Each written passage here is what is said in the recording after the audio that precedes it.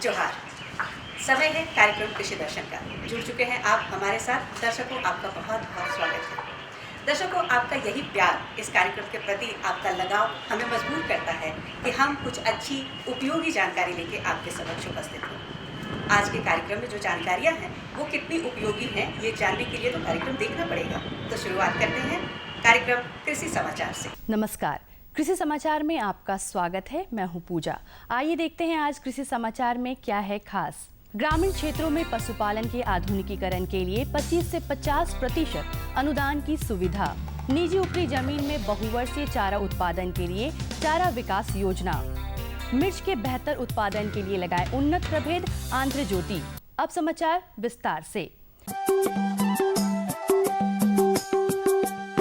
राज्य के ग्रामीण क्षेत्रों में प्रगतिशील दूध उत्पादकों और डेयरी उद्यमियों को उनके दूध उत्पादन व्यवसाय के विस्तार तथा आधुनिकीकरण के क्रम में दुधारू पशुओं के जलापूर्ति व्यवस्था में सुधार, वैज्ञानिक पद्धति से पशुपालन का निर्माण, चारा उत्पादन और डेयरी फार्म में मशीनीकरण के लिए सरकार द्वारा 25 से 50% अनुदान दिया जाएगा। इस योजना से लाभ लेने के लिए जिला गव्य विकास पदाधिकारी कार्यालय से संपर्क कर सकते हैं। राज्य के ग्रामीण क्षेत्रों में निजी ऊपरी जमीन में बहुवर्षीय चारा उत्पादन के लिए चारा विकास योजना चलाई जा रही है। इसमें आधा एकड़ और 1 एकड़ में नेपियर घास, सहजय चारा और हाइड्रोफोनिक विधि से चारा उत्पादन के लिए अलग अलग अनुदान की सुविधा है। इस योजना से लाभ लेने के लिए राज्य के किसान या दूध उत्पादक जिला गव्य विकास कार्यालय से संपर्क कर सकते हैं। गन्ना की खेती में पर्याप्त सिंचाई की जरूरत होती है। गन्ना की खेती करने वाले किसान खेत में जब भी नमी की कमी देखे अविलंब सिंचाई कर दें। शीतकालीन और बसंतकालीन गन्ना की खेती में हर 20 से 25 दिन के अंतराल में सिंचाई करते रहें। गन्ना एक ऐसी फसल है जिसकी पत्तियों को छोड़कर उसका पूरा हिस्सा रस से भरा होता है। दरअसल गन्ना का रस और उसका मीठास मिट्टी से अवशोषित जल के कारण होता है। अगर मिट्टी में नमी नहीं रहेगी तो गन्ना कम मीठा होगा और उसका विकास सही नहीं होगा। इसलिए गन्ना के बेहतर और गुणवत्तापूर्ण उत्पादन के लिए सिंचाई की कमी न होने दें। गन्ने में सिंचाई बहुत महत्वपूर्ण है क्योंकि धान और गन्ना 2 ऐसी फसलें हैं जिनका वाटर रिक्वायरमेंट बहुत ज़्यादा है। तो किसान भाइयों को इसीलिए हर एक शुरुआती 25 दिन पे सिंचाई करने के बाद हर एक 20 दिन के अंतराल पे जरूर खेत में अगर नमी की कमी हो रही है तो किसान भाइयों को निश्चित रूप से सिंचाई करनी चाहिए।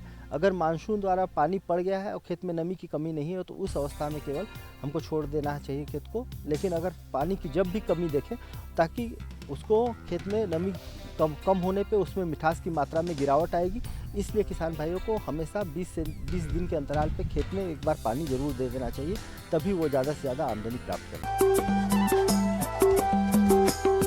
किसान भाई, आप यदि बसंतकालीन मिर्च की खेती करना चाहते हैं तो जनवरी से फरवरी तक फसल लगाने का काम कर सकते हैं। मिर्च फसल से अधिकाधिक उपज प्राप्त करने के लिए उन्नत प्रभेद आंध्र ज्योति, पूसा सदाबहार, NP 46A या पूसा ज्वाला लगाएं। किसान भाई, मिर्च की बुआई में 1 किलोग्राम बीज प्रति हेक्टेयर की दर से लगाएं। बुआई में कतारों के बीच 50 सेंटीमीटर और पौधों के बीच भी 50 सेंटीमीटर की ही दूरी रखें। मिर्च के बेहतर उत्पादन के लिए उन्नत प्रभेद आंध्र ज्योति, पूसा सदाबहार, NP 46A, पूसा ज्वाला या AK2 लगाएं। इनकी उत्पादन क्षमता औसतन 80 से 100 क्विंटल हरी फली प्रति हेक्टेयर है। किसान भाई, मिट्टी को भुरभुरा करने और खेत को समतल करने के लिए कृषि उपकरण रोटावेटर की मदद ले सकते हैं। इससे ट्रैक्टर चालित हल की तुलना में 60% मजदूरी की बचत तथा 40 से 50% संचालन खर्च में बचत तथा उपज में 2 से 3% की वृद्धि होती है। आज हम जानेंगे टमाटर फसल में अगेती और पिछेती ब्लाइट रोग से बचाव के उपाय के बारे में। किसान भाई, टमाटर फसल को अगेती और पिछेती ब्लाइट रोग से बचाने के लिए मैकोजेम या कैप्टन नामक दवा की 1.25 से 1.5 लीटर मात्रा प्रति हेक्टेयर की दर से 700 लीटर पानी में मिलाकर घोल बनाएं और फसल पर छिड़काव करें। आवश्यकता अनुसार 10 दिन बाद दोबारा छिड़काव कर सकते हैं और अब एक नजर राज्य के 5 प्रमुख शहरों के मौसम के मिजाज पर। आज राज्य के 5 प्रमुख नगरों के अधिकतम और न्यूनतम तापमान कुछ इस प्रकार दर्ज किए गए। रांची का अधिकतम तापमान 24 डिग्री सेल्सियस और न्यूनतम 10 डिग्री सेल्सियस। जमशेदपुर का अधिकतम तापमान 27 डिग्री सेल्सियस और न्यूनतम 11 डिग्री सेल्सियस। मेदिनीनगर का अधिकतम तापमान 24 डिग्री सेल्सियस और न्यूनतम 8 डिग्री सेल्सियस। देवघर का अधिकतम तापमान 23 डिग्री सेल्सियस और न्यूनतम 12 डिग्री सेल्सियस। धनबाद का अधिकतम तापमान 26 डिग्री सेल्सियस और न्यूनतम 11 डिग्री सेल्सियस दर्ज किया गया।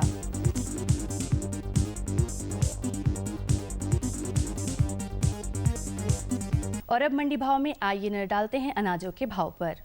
आज कृषि उत्पाद बाजार समिति कोडरमा में विभिन्न खाद्यान्नों के थोक भाव कुछ इस प्रकार दर्ज किए गए। गेहूं 2,300 रुपए से 2,500 रुपए, चीनी 3,900 रुपए से 4,200 रुपए, आलू 1,100 रुपए से 1,300 रुपए और पत्ता गोभी 900 रुपए से 1,100 रुपए प्रति क्विंटल रहा। कृषि समाचार में आज इतना ही। अगले दिन अगले अंक में फिर मुलाकात होगी कुछ ताज़ा तरीन खबरों के साथ। तब तक के लिए दीजिए इजाजत। नमस्कार, जोहार। दर्शकों, आपने देखा मंडी का भाव, मौसम का हाल और कुछ जानकारियां जो कृषि जगत से जुड़ी हुई थी। वक्त हो चुका है एक छोटे से विराम का। मिलते हैं इस विराम के बाद। ये लो और बताओ। बस। अरे ये क्या भैया जी, बस इतनी सी रासायनिक खाद? किसानी छोड़ रहे हो क्या? किसानी नहीं, नादानी छोड़ रहे हैं। मिट्टी की जांच कराई है। अब तो लालाजी जितनी जरूरत है उतने ही उर्वरक खेत में डालेंगे। हाँ, किसान भाई आज ही अपने जिले की नजदीकी भूमि परीक्षण प्रयोगशाला में मिट्टी की जांच जरूर करवाएं और मिट्टी में पोषक तत्व, नमी व पौधे के विकास को देखते हुए केवल जरूरत के अनुसार ही पोषक तत्व डालें। और हाँ, मिट्टी में गंधक, जस्ता, बोरोन जैसे सूक्ष्म पोषक तत्वों का पता लगाना भी न भूलें। उर्वरक और जैविक खाद के सही उपयोग से भूमि का उपजाऊपन बनाए रखें, उत्पादकता बढ़ाएं, खर्चा घटाएं और बहुमूल्य विदेशी मुद्रा बचाने में भी सहयोग दें। और हाँ, धीमी गति से नाइट्रोजन उपलब्ध कराने वाले उर्वरकों जैसे नीम लेपित यूरिया को प्राथमिकता दें और यूरिया का पत्तों पर छिड़काव करें। अरे वाह, तू तो सचमुच समझदार हो गया रे। अधिक जानकारी के लिए संपर्क करें जिला कृषि अधिकारी या किसान कॉल सेंटर। विराम के बाद आपका फिर से एक बार बहुत बहुत स्वागत है। दर्शकों, जैसे कि हम लोग बात कर रहे थे कि हम आपको जानकारियां देंगे जो उपयोगी होगी। आज हम बात करने जा रहे हैं टमाटर की खेती के बारे में। आप सभी किसान भाई बहन टमाटर की खेती करते हैं, लेकिन अगर इसकी खेती संरक्षित तरीके से की जाए तो कैसा रहेगा?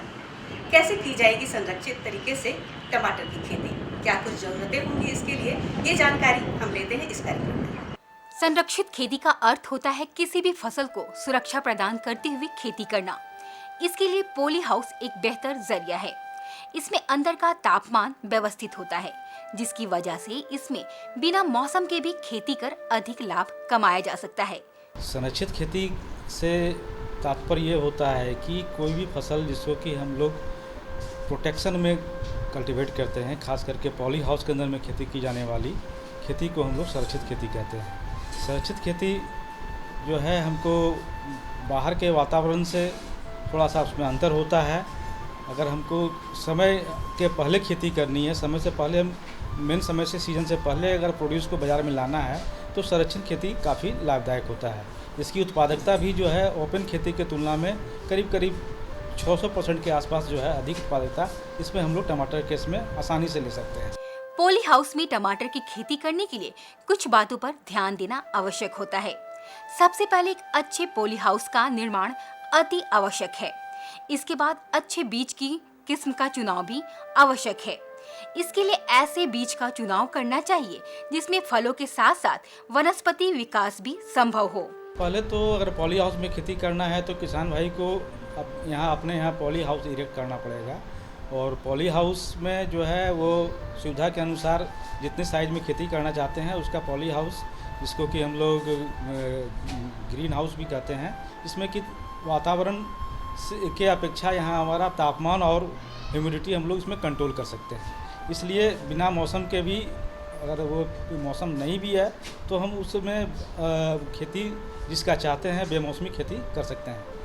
तो किसानों को इसके लिए एक पॉली हाउस एड करना पड़ेगा। इसके लिए सरकार के द्वारा भी प्रावधान है, जिसमें पॉली हाउस जो है राष्ट्रीय बागवानी मिशन योजना के अंतर्गत जो है सब्सिडाइज रेट में पॉली हाउस 50% सब्सिडी पर किसानों को प्रोवाइड किया जाता है। तो एक संरचना खड़ी करनी होगी। उसके बाद जिस फसल का खेती करना है, अगर टमाटर की खेती करना है तो उसके लिए अच्छे बीज का किस्म का बीज जो है चुनाव करना पड़ेगा। और ख़ास करके पॉली हाउस के अंतर्गत जो है एक टमाटर की 2 किस्में होती है। एक होता है कि इनडिटर्मिनेट वैरायटी, मतलब उसमें जो हमारे किस्म होते हैं वो वेजिटेटिव ग्रोथ के साथ साथ जो है वो फल भी लगते जाते हैं और पौधा आगे भागता जाता है, लतादार पौधा। तो इसको कि हम लोग ये आपको सेमी डिटर्मिनेंट और इनडिटर्मिनेंट वैरायटी कहते हैं।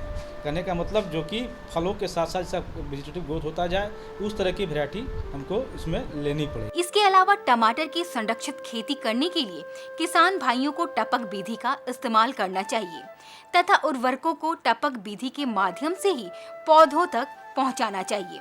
किसी भी तरह की बीमारी होने पर फंगीसाइड तथा बैक्टीसाइड का छिड़काव करना चाहिए। इसके अलावा पौधों को सहारा देने की भी व्यवस्था करनी चाहिए। इन सब से टमाटर की पैदावार अच्छी होगी। पॉली हाउस में उनको एक तो दो तीन बातों पर ध्यान देना होगा। खास करके उनको उर्वरक जो है वो उसको अगर ड्रिप के साथ जोड़ दें और लिक्विड फर्टिलाइजर का उपयोग करें तो उनको उत्पादन अधिक से अधिक मिलेगा, एक है। दूसरा है उनको समय समय पर जो है वो अगर कोई बीमारी है तो छिड़काव करना पड़ेगा दवा का, फंजीसाइड और बैक्टीसाइड का उपयोग करना पड़ेगा। तीसरा चीज़ है कि प्रॉपर कैनोपी आए और उसमें सपोर्ट की ज़रूरत है, क्योंकि वो वैरायटी फलन के साथ बढ़ते जाते हैं तो उनको स्टैकिंग करना बहुत ज़रूरी होता है। स्टैकिंग वो करना पड़ेगा और ताकि उनका जो फल की जो किस्में आती है उसमें काफ़ी अधिक फलन होता है। एक किस्में जैसे अविनाश है, टमाटर की वैरायटी काफ़ी अच्छी वैरायटी है, तो उसमें 18 से 20 किलो तक टमाटर जो है प्रति पौधा आता है। इसके लिए उनको सपोर्ट देना पड़ेगा और समय समय पर जो है ड्रिप लगाने की ज़रूरत है। ड्रिप से उनकी पटवन होती रहेगी और लिक्विड फर्टिलाइजर फर्टिगेशन जिसको हम लोग कहते हैं, लिक्विड फर्टिलाइजर अगर उनको मिले तो ग्रोथ अच्छा होगा, यील्ड अच्छा होगा। बाहरी वातावरण की तुलना में पॉली हाउस में बीमारी का खतरा कम रहता है। फिर भी यदि अधिक आर्द्रता के कारण लिप सॉफ्ट या रूट आने लगे तो वैज्ञानिकों की अनुशंसा के आधार पर फंगीसाइड का छिड़काव करना चाहिए। जो हमारे ओपन कंडीशन में फ्रूट हम लोग लेते हैं टमाटो का, तो उसमें काफ़ी गुणवत्ता युक्त उनको क्वालिटी युक्त टमाटर नहीं मिलते हैं, जिसके कारण बाज़ार भाव में दिक्कत आती है। और इसमें आप क्वालिटी वाले क्वालिटी टमाटर ले सकते हैं। और टमाटर का जो बाज़ार भाव है वो डिपेंड करता है उसके शेप, साइज और रंग पर।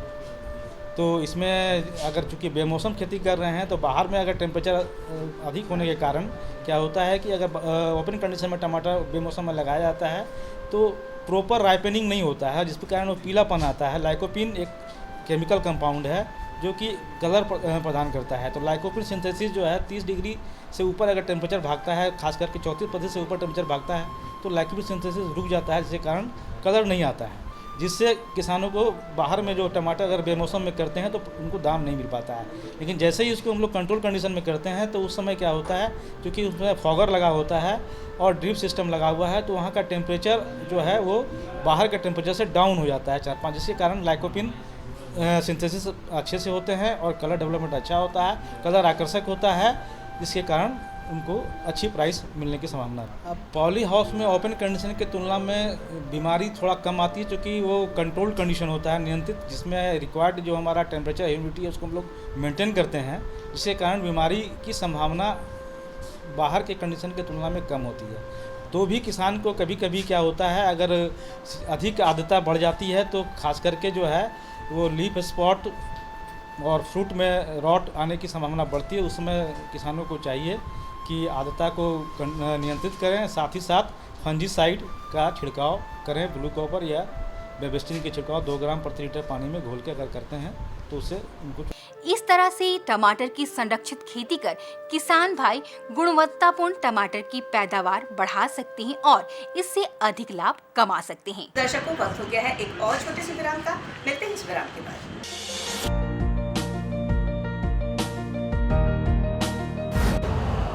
यूरिया का स्वदेशी उत्पादन 70 लाख टन बढ़ाने के लिए 6 उर्वरक संयंत्रों का उद्धार किया जा रहा है। FCIL के गोरखपुर, सिंदरी, तलचर और रामागुंडम संयंत्र, HFCL की बरौनी इकाई और BVFCL की नामरू फोर्थ। सोने पर सुहागा ये है कि देश में अब बनेगा सिर्फ नीम लेपित यूरिया, क्योंकि इससे होगा किसानों का फायदा ही फायदा।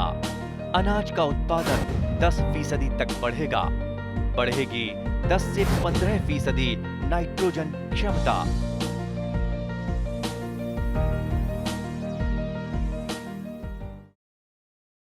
विराम के बाद आपका फिर से एक बार बहुत बहुत स्वागत है।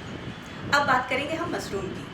सब्जियों में मशरूम तो सबको पसंद है, लेकिन इसकी खेती अगर हम आर्थिक दृष्टिकोण से करें तो ये बहुत लाभप्रद भी हो सकता है।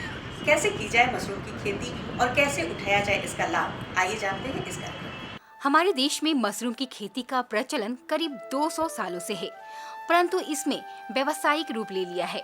हाल ही में कुछ वर्षों में इसकी लोकप्रियता दिनों दिन बढ़ती जा रही है। अब तो इसके निर्यात का व्यवसाय भी बृहत रूप ले चुका है।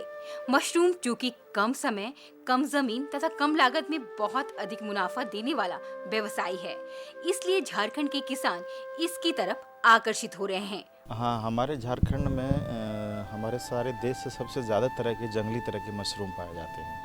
और बरसात के सीज़न में आप लोग देखेंगे कि जो हमारे साल के जो जंगल हैं उसमें से फुटका है, खुकड़ी है, ये सब बहुत तरह का रोगड़ा है, ये बहुत तरह के मशरूम, जंगली मशरूम बाज़ार में बिक्री के लिए भी मिलते हैं। लेकिन किसान भाई बरसात के मौसम में तो उन सब मशरूमों को खाकर अपना स्वाद पूरा कर लेता है, या शरीर की जो प्रोटीन की आवश्यकता है वो पूरा कर लेता है।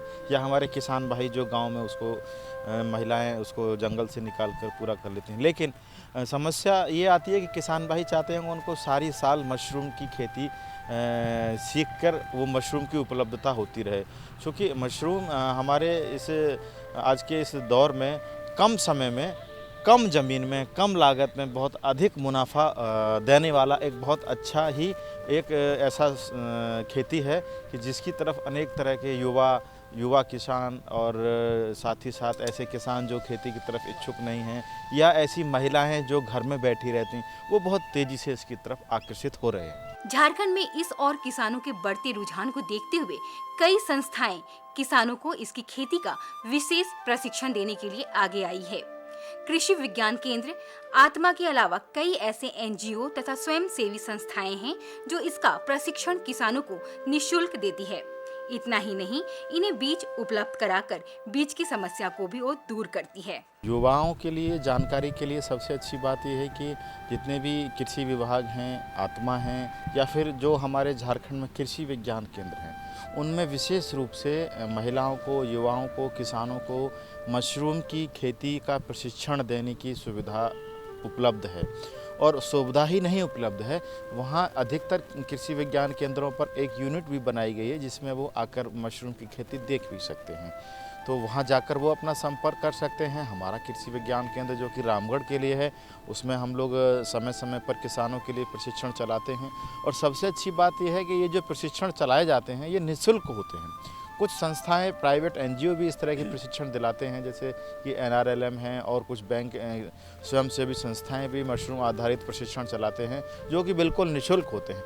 और अगर आप लोग कृषि विज्ञान केंद्र में आकर अगर ये प्रशिक्षण आप लेते हैं तो निश्चित रूप से आप नई तकनीकों को जान जाएंगे।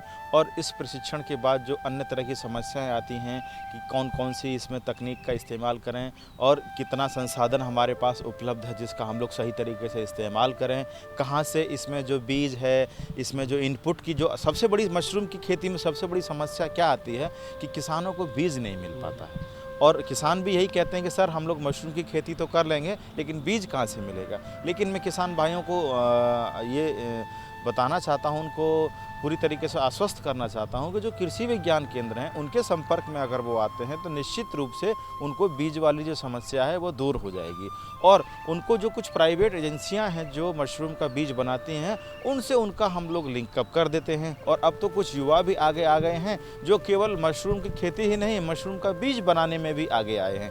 तो ये एक नए तरह का स्टार्टअप है जो किसानों को और जो हमारी नई पीढ़ी है, सबसे अच्छी मैं बात बता दूं कि जो नई पीढ़ी है जो खेती करना नहीं चाहती, खेती में उसको लगता है कि इसमें बहुत अधिक मेहनत है, और वो मशरूम की खेती की तरफ बहुत तेज़ी से आकर्षित हो रही है। आज की नई पीढ़ी मशरूम की बढ़ती मांग को देखते हुए इस और ज्यादा आकर्षित हो रही है।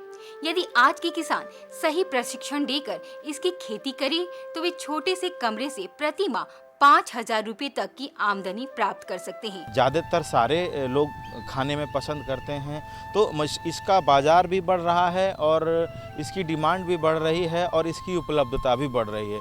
बस सिर्फ ज़रूरत है कि युवाओं को आगे आकर इसको पहचानने की और सही तकनीक से प्रशिक्षण लेकर सही मार्गदर्शन में, वैज्ञानिकों के मार्गदर्शन में अगर वो अपना उत्पादन यूनिट शुरू करे तो निश्चित रूप से वो जो एक 10 फीट बाई 10 फीट का एक कमरा होता है उसमें कम से कम 5,000 रुपये प्रति महीना आसानी से वो कमा सकता है। अपने झारखंड में यूं तो कई तरह के मशरूम पाए जाते हैं, किंतु जो आर्थिक दृष्टि से लाभदायक है वे है टिंगरी मशरूम, बटन मशरूम तथा मिल्की मशरूम। ये ऑयस्टर मशरूम अभी हम लोग आपको दिखाएंगे अपनी यूनिट में। हम लोग इसको इसमें बरसात के बाद से शुरू करते हैं और मार्च अप्रैल तक इसकी खेती हम लोग, जुलाई अगस्त के बाद हम लोग शुरू कर देते हैं इसकी कल्टीवेशन, और मार्च अप्रैल तक हम लोग इसकी खेती कर सकते हैं। इसके लिए तापमान 28 से 30 डिग्री सेंटीग्रेड रहना चाहिए। इसके लिए नमी 80 से 85% रहनी चाहिए। और उसके बाद दूसरा तरह का मशरूम आता है, बटन मशरूम बोलते हैं। बटन मशरूम को हम लोग डायमंड मशरूम भी बोलते हैं, किंग मशरूम भी बोलते हैं। और उसके बाद में तीसरे तरह का मशरूम आता है मिल्की मशरूम, जो गर्मी में जो हम लोग मार्च अप्रैल से लेकर जुलाई अगस्त तक जिसकी खेती कर सकते हैं। लेकिन सबसे आसानी से खेती ढींगरी मशरूम की किसान भाई कर सकते हैं और युवा इसको अपना सकते हैं सबसे आसानी से। उसके बाद थोड़ा सा तकनीक आती है बदलाव, जो दुधिया मशरूम है उसमें। उसके बाद जो बटन मशरूम है वो थोड़ा सा उसमें अधिक प्रशिक्षण की, तकनीकी कुशलता की आवश्यकता होती है। और जो ढींगरी मशरूम है वो बिचाली पर बहुत आसानी से इसको हम लोग कर सकते हैं, और इसके लिए बहुत ज़्यादा कुछ संसाधन की ज़रूरत नहीं है। सिर्फ जो पीपी पॉलीथीन होती है वो पॉलीथीन की ज़रूरत है, और स्पॉन जिसके मशरूम का बीज जिसको हम लोग बोलते हैं उसकी ज़रूरत होती है, और बावस्टीन जो कार्बेंडाजिम नामक एक फंजीसाइड होता है उसकी ज़रूरत होती है, और फॉर्मलिन जिससे इसको स्टरलाइज करते हैं, कीटाणु रहित करते हैं। इन 4 चीज़ों की आवश्यकता होती है सिर्फ मशरूम और ढींगरी मशरूम की खेती करने में। बटन मशरूम के लिए उसका बीज भी अलग होता है और उसकी कंपोस्ट बनाने में भी थोड़ा सा अधिक समय लगता है। हालांकि ये समय बटन मशरूम के लिए भी उपलब्ध है, लेकिन किसान भाई अगर ढींगरी मशरूम से खेती की शुरुआत करते हैं तो निश्चित रूप से ये 1 महीने के बाद उनको आसानी से फसल मिल जाएगी, और 2 महीने की ये फसल होती है। और इसमें लागत और मुनाफे में भी तकरीबन 40 से 50 पैसे का अंतर रहता है लागत का, और 1 रुपया इसका इससे आमदनी होती है। तो 40/60 का इसका रेशियो रहता है कि 40 पैसे लगाकर 60 पैसे हमने मुनाफा कमाया। जिस तरह से बाजार में मशरूम की मांग बढ़ती जा रही है, यदि किसान भाई चाहे तो इसकी खेती कर एक अच्छा व्यवसाय खड़ा कर सकते हैं। किसान भाइयों, आपने देखा कि मशरूम की खेती करके कैसे लाभ उठाया जा सकता है। आज के कार्यक्रम का वक्त हो चला है। आपको कुछ अगर पूछना है, कुछ बताना है, कुछ सुझाव देने हैं तो आपको जाननी होगी हमारा पता है कार्यक्रम कृषि दर्शन, कृषि प्रकोष्ठ, द्वारा केंद्र निदेशक, दूरदर्शन केंद्र, रांची रोड, रांची, पिन संख्या 834001। तो इस पते पे आप हमें अपने विचार, अपने सुझाव अवश्य दें। आज दीजिए इजाजत।